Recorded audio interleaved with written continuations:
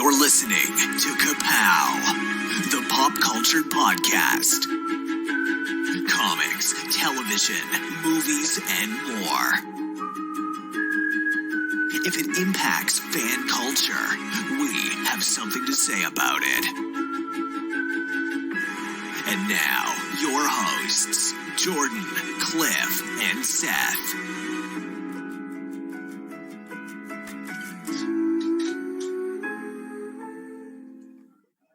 Hello, everyone, and welcome back once again to your friends at Ka-Pow, the pop culture podcast. My name is Jordan Lowe. I'm Cliff Barnes. I'm Seth. Nick made cookies. Oh, So, homemade? yeah. Well, he didn't make the Reese pieces, but he put them in there. So that you're going to hear Cliff's dishwasher, and you're going to hear Seth eating cookies. And going, Yeah, this is going to be a good one. We're Zooming still. We are socially distanced and conversing through the magic of Zoom. If you're a patron, you can see it all happen live. You can see how tasty the cookies are. If not, you're just audio. You're in for a treat with just the audio as well. Yeah, you can't see how noisy my dishwasher is. We're going to talk to you a little comics right now. How about that? learn us. Tell us all the comic stuff. Well, the biggest news, DC Comics left Diamond Comic Distributors. I'm not sure what that means to the layman out there, to just the casual fan. It was the biggest portion of my last few weeks, I'll say that. This was kind of a bombshell. Diamond has been the exclusive distributor of monthly periodicals, not just comics. Bookstores can get graphic novels and trade paperbacks, but if you want the monthly comic book format, you have to go through Diamond. Until now, DC has left them, and it sent ripples throughout the industry, we'll say. So when this pandemic started, DC was the first one to come out and say, we're going to find other avenues. We're going to get you comics. And thinking it was just a temporary solution. Well, Diamond got back up and running, and within a few weeks, they said Diamond was not just another option. It was not an option. You had to go to one of these new distributors because they were ending their exclusive contract and just going through one of these other two. And if you remember, the other two are also part of the two largest online retailers on the planet, Midtown Comics and DCBS.com. Right. So right now I am buying all my DC Comics through an online retailer.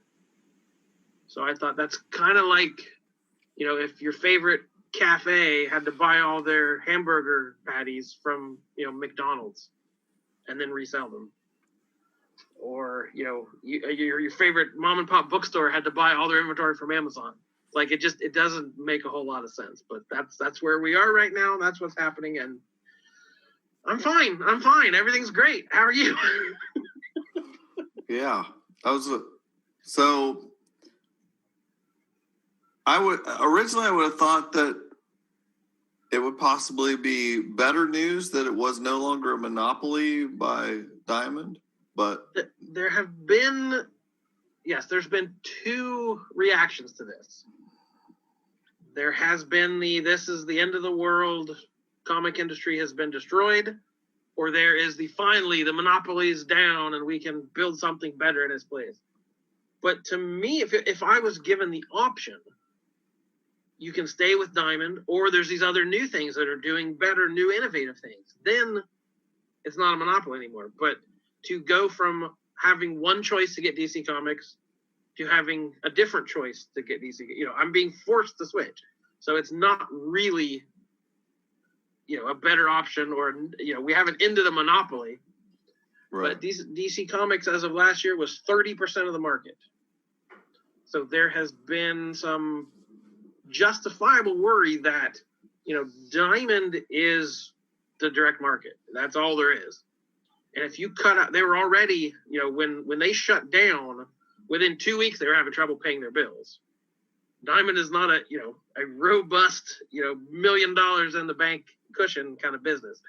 It goes, it's very thin margins like all of us in the comic world. And if you cut out 30% of that just immediately, I don't know how healthy Diamond is right now.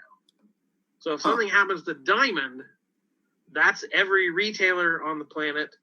That's every publisher besides DC on the planet. That's all the artists making their living from comics. So if the worst happens and Diamond can't sustain themselves, I don't know what the next plan is. So there's a lot of people thinking DC is pretty short-sighted doing this, and it didn't help their case that they just broke this news on a Friday and said, oh yeah, by the way, we're leaving Diamond. You have like a week and a half to set up a new account. So, all your orders have been canceled. You got to fill in all these new orders, and good luck with it. And they didn't have anything set up for international shipping. So stores not in America didn't have an option and weren't told what to do. They didn't have the terms. They didn't have the conditions. They didn't have the fees I'd be paying. So it all happened really fast. And I don't know, there was just a whole lot of, conspiracy theories on what is DC doing.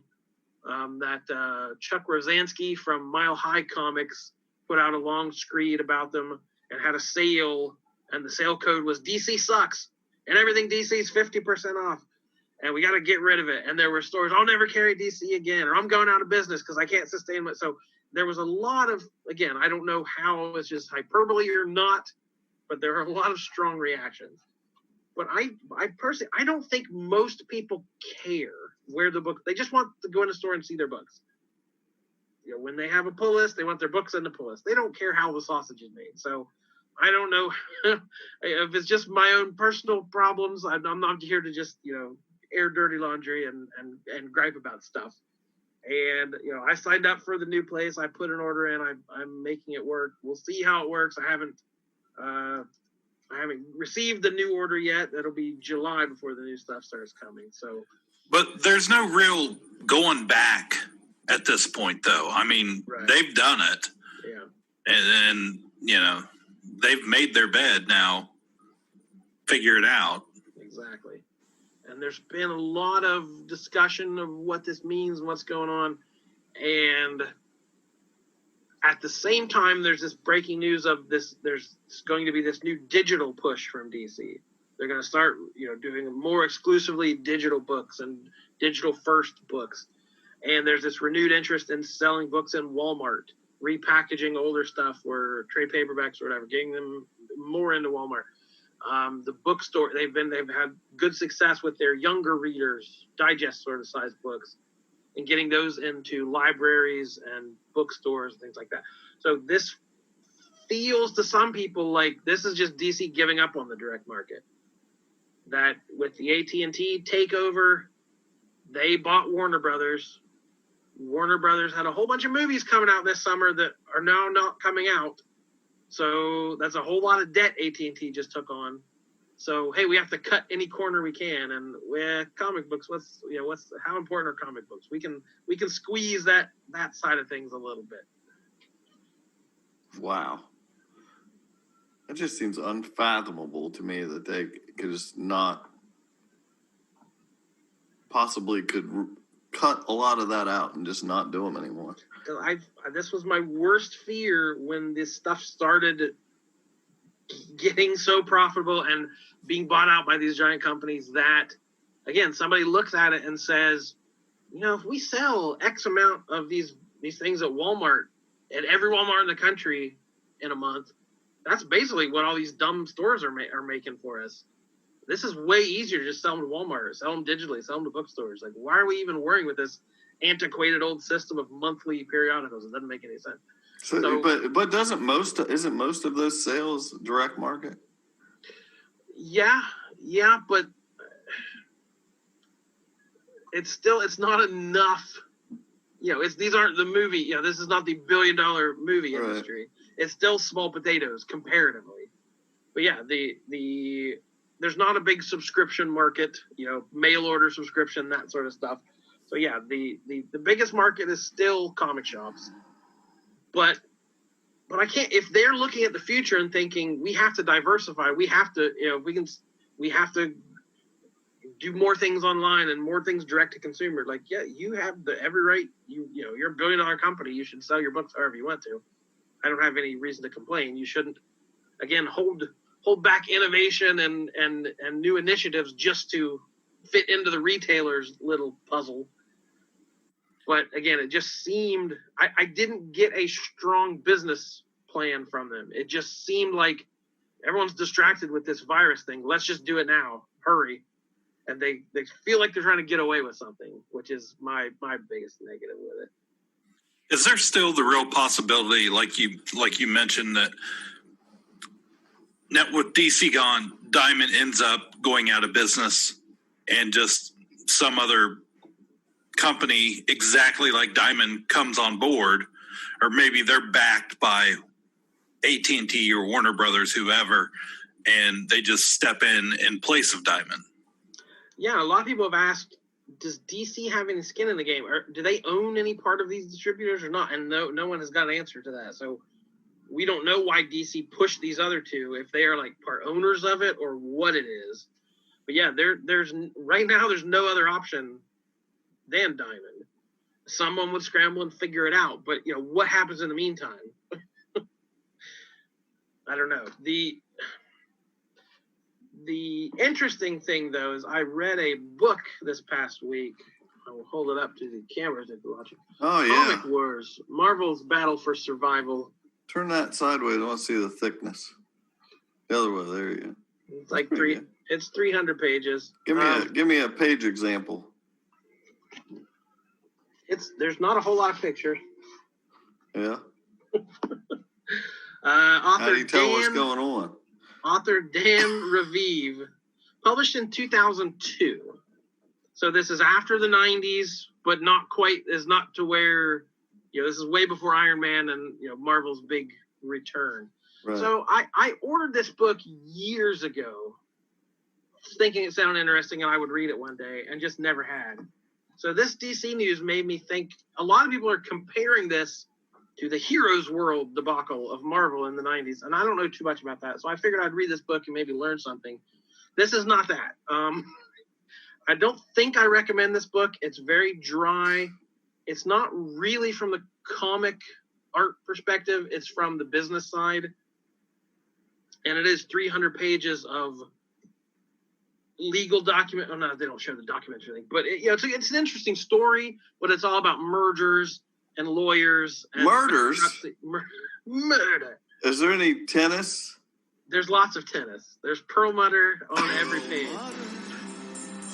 There's no DNA theft though, so I kept skipping Pearl. But yeah, and then this guy tried to take over this. So they did a lawsuit about this.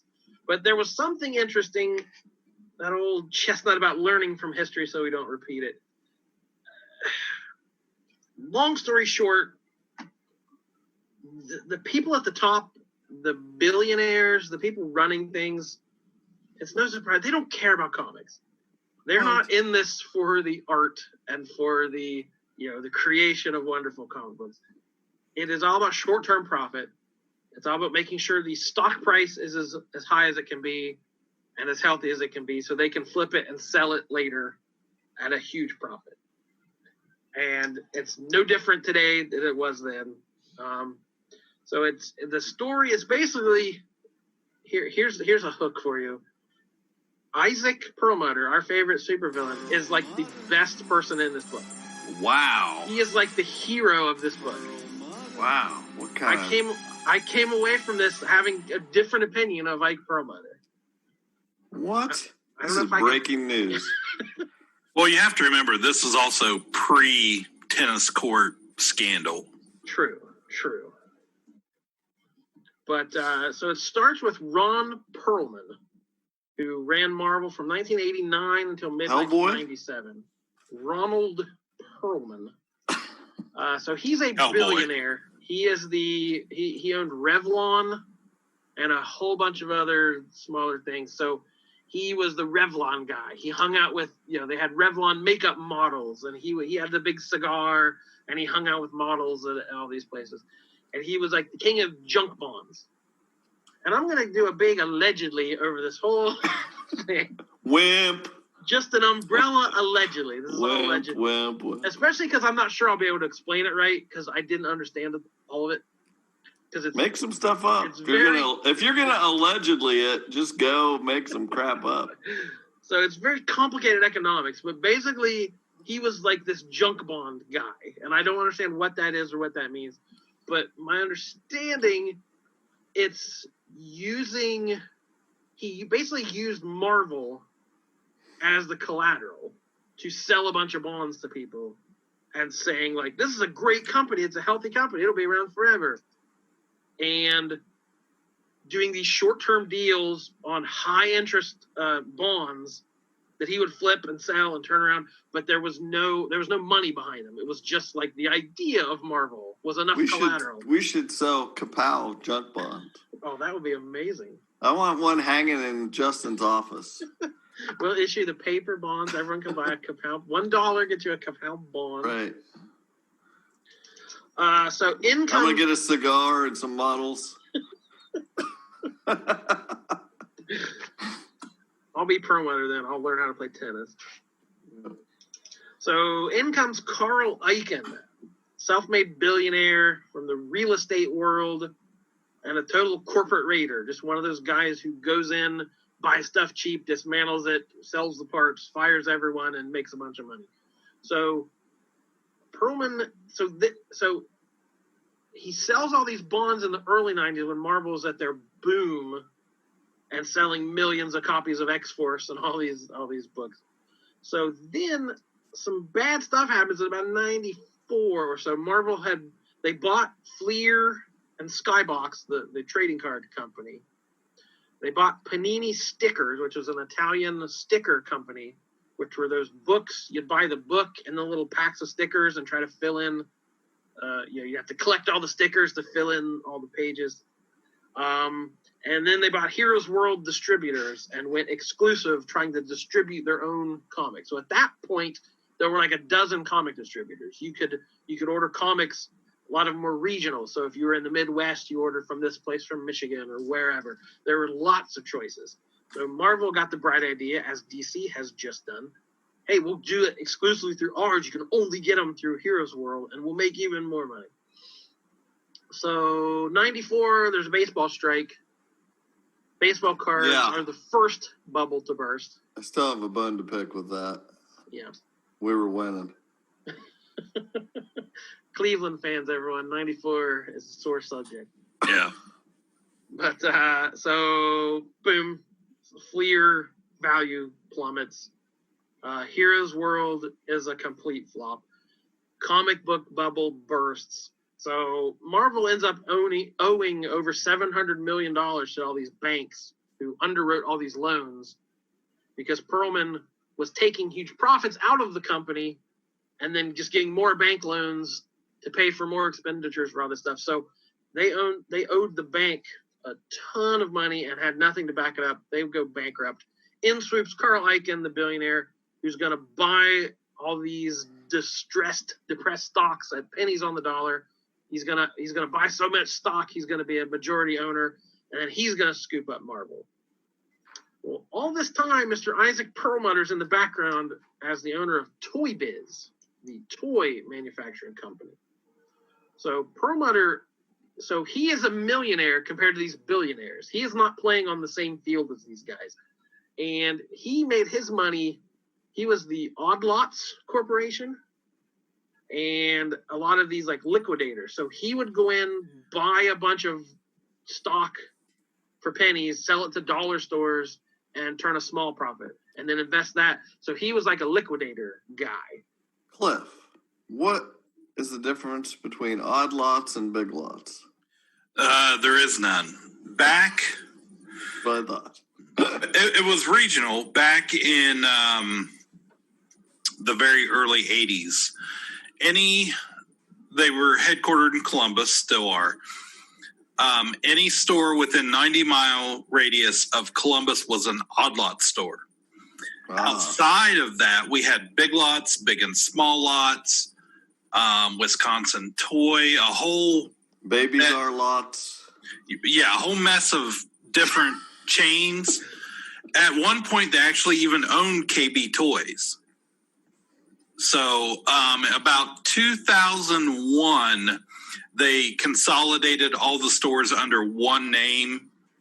And from then on, it was just Big Lots. Thank you. Should have been Ike Lots. Yeah. So Bed, Bath, and Big Lots. You had Ike to thank for all that.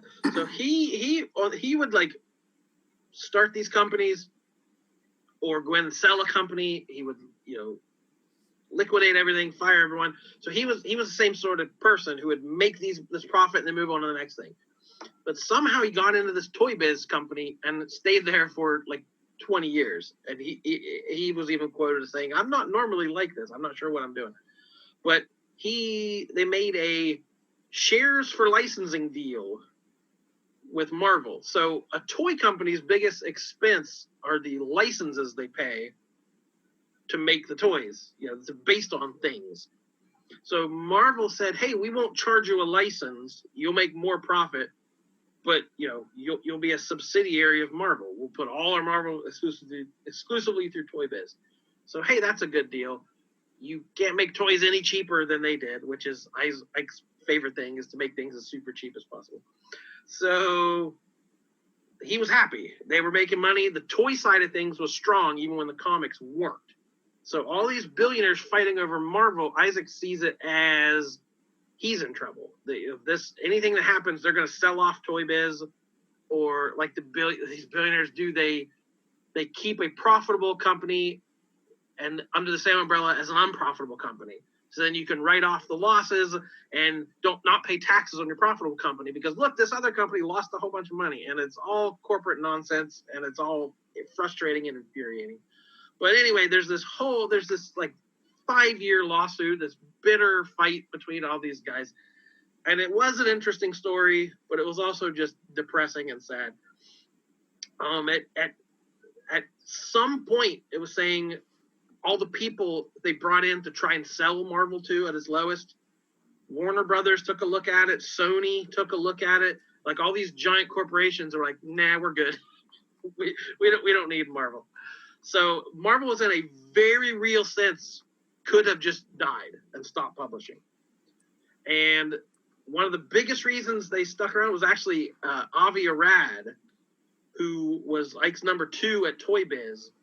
And he was like the only person around who was a fan of comics and a fan of these characters and would like evangelize about them.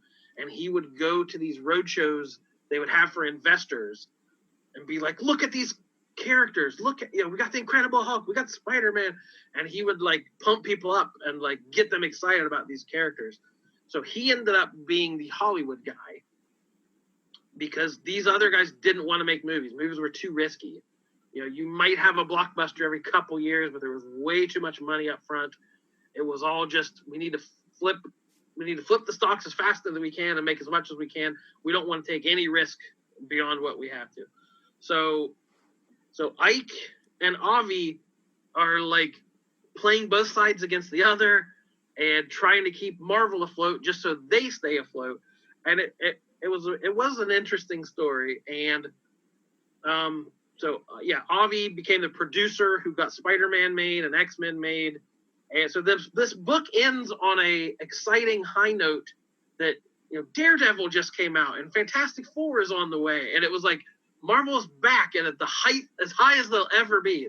So this book was written before these billion-dollar movies. So it was an interesting little slice of history.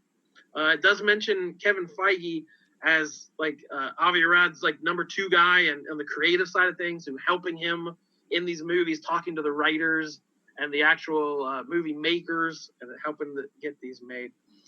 So, but the biggest takeaway for this in relation to the DC thing is the whole process was this long shift away from making stuff and being a publisher and making toys and lunchboxes and all this thing, and becoming an IP farm and just licensing stuff. Because that's when they started becoming profitable. They weren't making these movies. They were licensing to Sony, and they were licensing to Universal, and they were licensing to the video game corporations, and they were just getting checks. And everyone else was taking the risk. So that seems to me where DC is right now. That's why we have Marvel characters not in Walt Disney World, but some are coming, but the main ones are still over at Universal Parks. Yeah, so there were some bad contracts signed, at least bad in retrospect. When they were bankrupt and no one thought there was much value in these, I can see why they were made. But so it just seemed like no one was approaching this as like, this is the mythology of the 20th century, and these are important icons to keep. It was just money. And they're like, the comics aren't making much money, the toys aren't making much money. And they weren't looking at it as Avi has been famed for saying, Spider-Man was worth $1 billion. He would go to these meetings and say, just make a movie. The movie will get the pajamas and the bed sheets and the breakfast cereals. Just this one character is worth $1 billion. And he was right. He was absolutely right. So, and it just it reminds me, if you've ever watched Shark Tank, Mr. Wonderful, Kevin O'Leary, any deal they want to make, someone will say, I invented this thing and I need $50,000. I need to make the mold for it and I need to run a production line. And he will just say, I don't want to do that. Let's license it. Let's go to one of the bigger manufacturers and just sell it and cash the checks. And that seems to be the way of all corporate America right now. We're like, why go to the hassle of making things and producing things? Who cares? Just have someone else do it, and then they'll pay us for it. So this has happened in recent history with Marvel. I think it's happening now. I hope it's not happening with DC, but that seems to be the way it's leading. So I don't know. It's answering only to your investor. It's not answering to the consumer. That's what it comes. That's what corporations are. That's the only thing they're ever interested in is investors. Make the stock price go up so the investors are happy. Right. So yeah, if you're looking at any of this news thinking, what are they doing to my precious DC universe? They don't care. That's not entering into their thoughts at this moment. Somebody down the chain, probably 50 links down the ladder, is worried about that, but it's not the people at the top. And again, I don't know if that's revisionist history or not. I was a huge comic book fan. I don't really remember that thinking very much about the bankruptcy back then. I probably wasn't reading as many as I normally did in those late 90s years, but I don't remember being worried that Spider-Man was going to go away or anything. Like, I don't know if we got the news as readily as we do today back then. Well, we need a billionaire to swoop in and take care of Ka-Pow, right, and create a whole thing, license us out. I need a Coach Mayor figure with stash, with action stash and judo punch. Yeah. I saw them the other day at the grocery store, and I was so upset he had his mask on, and I couldn't see the mustache. I even told him that. I was like, I'm really disappointed. So, yeah, who knows where we are. I don't think comics will ever go away, but I think we're in a pretty strange time, and there's going to be some upheaval and some changes.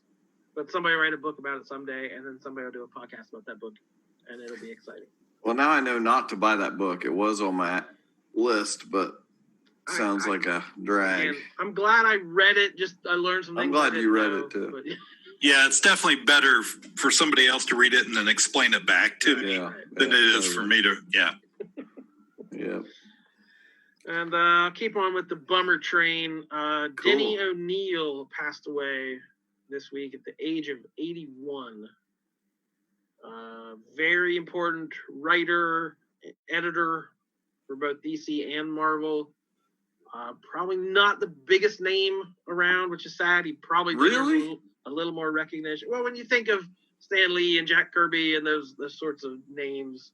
I guess. I just think he's a huge name. You kind of universally liked, as far as I can tell. Like, yeah. Like I said, everybody who worked for him loved him. The fans loved him. He added politics to comics. We say keep politics out of comics today. Well, he was one of the first to inject it and make comics. It was the relevant 70s. Everything had to be relevant, and it was really his take on things. And he added a lot of personality to his characters and psychological depth that maybe wasn't there before. Looking at Green Lantern and saying, you're a space cop who takes orders and never questions what these guys tell you to do.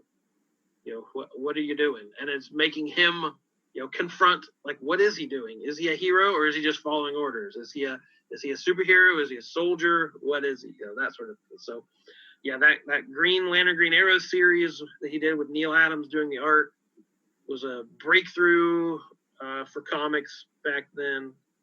He was credited with bringing Batman after the Adam West era and the campy silliness. He grounded it back into more noir, crime, horror, sort of the darker edge, Dark Knight detective. As an editor, he hired Frank Miller for Daredevil and helped him craft Daredevil's change into that hard-boiled noir hero. He was the editor when Jason Todd was killed and the 1-900 number and all that stuff. He was credited with naming Optimus Prime when Marvel had the Transformers license. Yeah.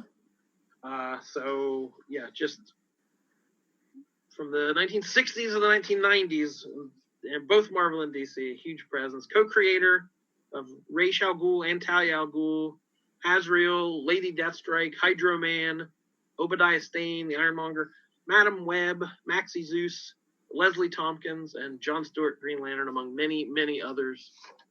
So, just incredible contributions to the comic field, and he will be missed. Yes. Wow. Comics. Heroes Con would have been this weekend. Saw a lot of people tweeting about that today. My buddy Jerry Ordway was tweeting. Yeah. I was looking forward to talking to him about his pool again this year, but he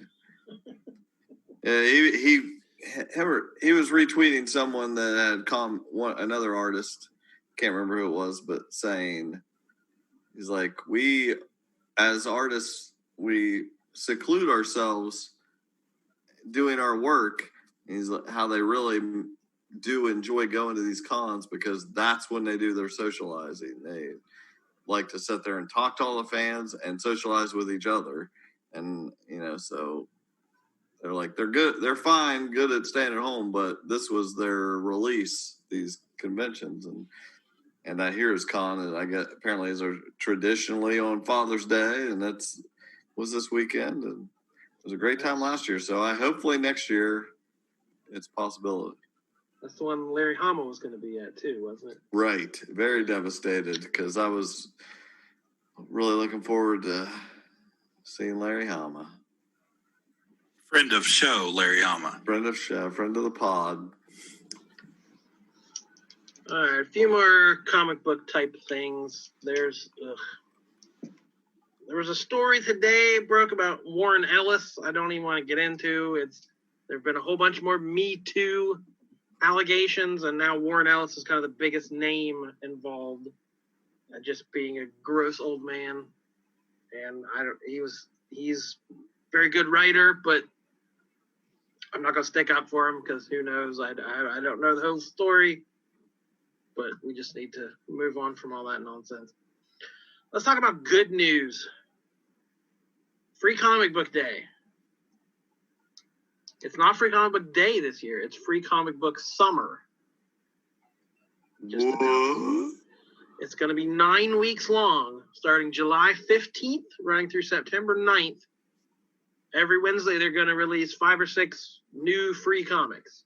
Wow. So from the list of books from this year they already announced, you're just going to get a couple a week. Do with them whatever you want. There's no rules. There's no plan. I like that idea, though. Yeah, I bet you do. I mean, well, isn't that's probably good for you as people into the store, right? Right, more consistently. Instead of doing just one day, hey, you can come back every week and get a couple books. My only worry is that day, a lot of my regulars don't even come because they're not that interested in the freebies, and there's usually not a quote-unquote important book that day.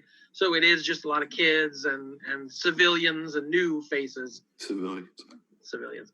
So I don't know. Will those kind of folks come back on a weekly basis? We'll find out, I guess. Yeah, it's probably smarter than trying to have one big event. We shouldn't be having those sorts of events right now. So, yeah, stop by your favorite local shop anytime this summer. There should be some freebies out there to have. And there's a schedule online. There'll be different books each week. They're going to spread out the big ones, the quote-unquote gold sponsors, they call them, that are from the big publishers. So there'll be something out there for you to enjoy. Cool. And then we got surprise news from Image Comics. There's going to be another issue of Walking Dead. Yeah. Negan Lives. Coming out Wednesday, July 1st. So depending on how quickly this episode comes out, it might already be out.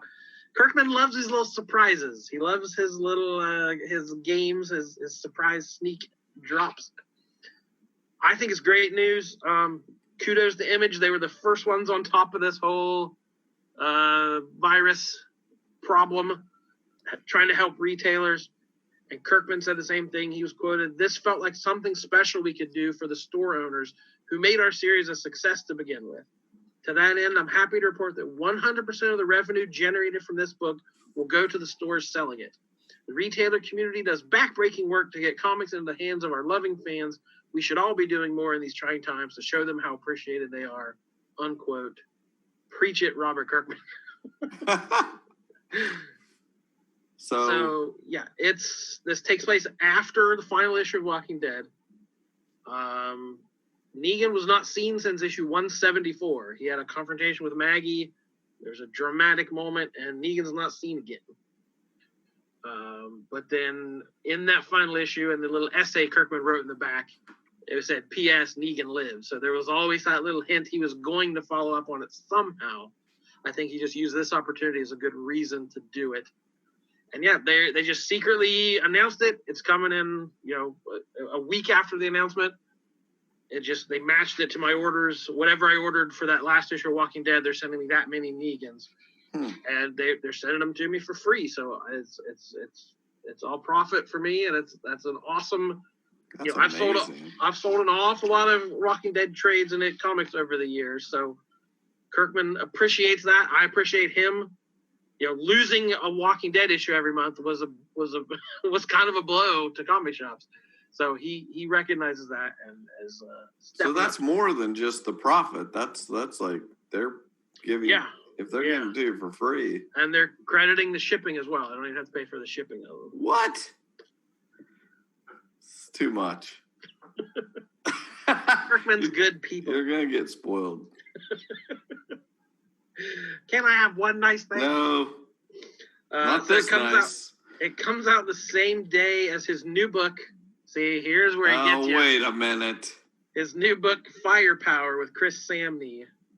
The same day the Prelude original graphic novel comes out, and the Free Comic Book Day #1 issue comes out, is the day this comes out. So if you're a Kirkman fan, head to your favorite comic book shop, get a free Firepower #1, and pick up Negan's story and support your local comic shop. And, all free. Free for everyone. Oh, wait. No, I mean, it's $4.99 cover. Oh, wait a minute. The big summer events have started. Marvel has started Empyre. Oh, with a Y. Empyre, Empyre. This is the whole Kree Skrull thing going on. The Kree Skrull thing, the famous Kree Skrull thing. Right.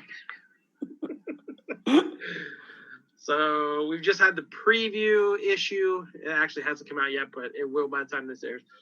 So the Kree and the Skrull have united under a new emperor, and they've got a fleet of warships headed toward Earth. The Avengers are on the moon, ready to do battle. Fantastic Four are out in space trying to solve it through diplomacy. Neither of those things is going to work, so it's going to be a big cosmic dust-up. And for some reason, Hulkling Teddy Altman from the Young Avengers is in the middle of it as sort of the fabled leader of this Kree Skrull alliance. Yeah. So that's Marvel's big to-do. Al Ewing and Dan Slott are the writers, and Valerio Schiti as the artist. And not to be outdone, DC's Dark Knights: Death Metal just started. Scott Snyder and Greg Capullo. This book is crazy. This is the whole dark multiverse thing, the Batman Who Laughs, the League of Evil Batman and Justice Leaguers. And it's a wild ride. If I can I'll give you one spoiler. Okay. To sort of give you the flavor of this book. Not that wild. No, not that wild. So the book starts and Wonder Woman's using a chainsaw for some reason, doing invisible something. Chainsaw of Truth. You've read it, haven't you? So at one point, they have to melt down the invisible jet and use the invisible metal. Are you serious? Yeah. So Batman Who Laughs is like attacking. And he's like, I know every plan you're going to make. I'm a master tactician. You melted down the metal and you made a shield. And she's like, you're too close to Bruce. Bruce would make a shield. I made something else. And she has an invisible chainsaw. What the hell? And starts tearing through people. So it's that sort of crazy, dark grindhouse nonsense it's fun to enjoy. It's also got a big part of the Wally West, who now has the powers of Dr. Manhattan. Yeah. For reasons. And the idea, we're trying to make it all matter. Everything in the past happened and is important. There's a new explanation, basically, of the history of DC. Like DC fans just love. So they eat this crap up. Oh, with a spoon. So there's two energies. Every pole has two energies. The positive energy are things like, the positive, the justice. It's the speed force that Flash uses. It's the emotional spectrum that Green Lantern uses. It's all the good stuff that links us together and links us to the past. So on the opposite side of that, there's the negative energy they call the crisis energy. This is the anti-life from Darkseid. This is the chaos magic of evil magicians. And this is the force of doom and greed. And so the idea is the DC universe was created out of this crisis energy. All right. So. Sounds right. Yeah. So this is the stuff. It looks to shatter connection and make only one moment important. It's to make you look at yourself and say, this is just about me. And it's only about me. It's not about anything else. That's how I usually look at the world. Right. So you're part of you've got the chaos crisis. Right. So the DC reality started with this energy. Quote, a multiverse with no memory, living forever in a self-renewing loop of its own importance. A multiverse that would prey on others, absorb them, and forget them. So it's posing this Perpetua character that came out in the last Metal series, was basically the creator of the DC universe. And she is like a storyteller and a creator of these things that feed on each other. And so we forget the past and we move on to new things and we erase things and we destroy things. When the positive energy, everything's supposed to exist at the same time. And it's a recurring theme. It's all reincarnation and return to things. So It's saying we need to ignore the crisis energy and go with the positive side. And then everything, all the 0 hour, all the New 52, pre-crisis, post-crisis, it all happened. It's all real. And it's all one long string of positive DC energy. How about that? And an invisible chainsaw.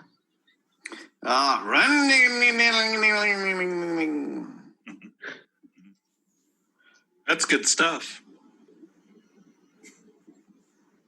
I explained it as best I could, but that's the gist I got from it. Oh. All right. Because that was kind of the doomsday clock idea that all this stuff, the past matters, history matters. We can't erase the past. We have to learn from it and embrace it. And that's what DC's trying to do. Instead of erasing past continuity, we're bringing it all together in a positive light. Well, I don't think I sold any more of those books. Yeah. I don't see anyone adding that to their pull list because of that description. Started out good. But the story's fun. It's Swamp Thing running around. It's a bunch of different Batmen. There's a Batman whose brain is in a robotic T-Rex. So there's that going for you. Yeah, you should have talked more about that in the chainsaw. So it's fun and silly and wild, but it's trying to add some more stakes to the DC universe as well. So how about that? I feel like that's a positive ending for this depressing episode. Yep, sounds good. All right, comic books, everyone. They're great. You did it. Was that believable? There's a teaser. This is a teaser. Teaser. Ooh, what is that? That's a comic book. It's a crossroad. See you at the crossroad. All right, everybody. We will catch you soon with another brand new episode. Thanks for listening. My name is Jordan Lowe. I'm Cliff Barnes. I'm Seth. Bye forever. Ka-Pow, the pop culture podcast, is intended for entertainment and information purposes only. Sounds, music, and clips played during the podcast are property of copyright holders. All original content is property of www.udownwithkpp.com. If you enjoyed this podcast, please subscribe and leave a comment. Ka-Pow, the pop culture podcast, is available on Apple Podcasts, Google Podcasts, Podbean, Spotify, and wherever podcasts can be found. You can connect with us through social media on Facebook, YouTube, at the Ka-Pow Podcast on Twitter, or email the show, Ka-Pow, the pop culture podcast, at gmail.com. If you really want to go the extra mile, please sign up to be a patron through the Podbean app or our website, www.udownwithkpp.com, to receive special content and early access to some episodes. We are grateful to anyone that chooses to contribute, but please know that most of our content will always remain free. So please continue to like, comment, and share.